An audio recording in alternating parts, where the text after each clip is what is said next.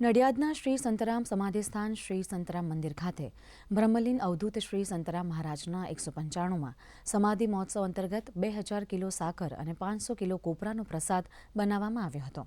આ પ્રસાદ બનાવવા પરમ પૂજ્ય મહંત શ્રી રામદાસજી મહારાજે સ્વયં શરૂઆત કરાવી હતી.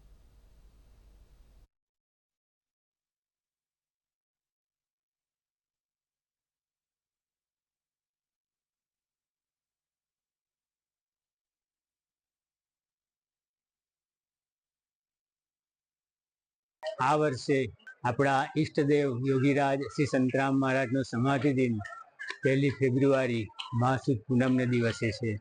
તે દિવસે સાકર અને કોપરું બધા ભક્તોને પ્રસાદ મળે એની તૈયારીઓ થવા માંડી છે.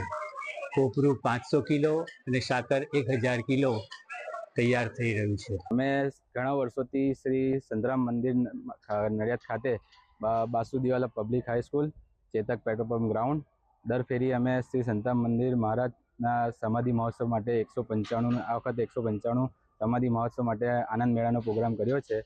બાસુદીવાલા સ્કૂલ ચેતક પેટ્રોલ પંપ દેવ ખાતે અમે આનંદ મેળાનો પ્રોગ્રામ કર્યો છે.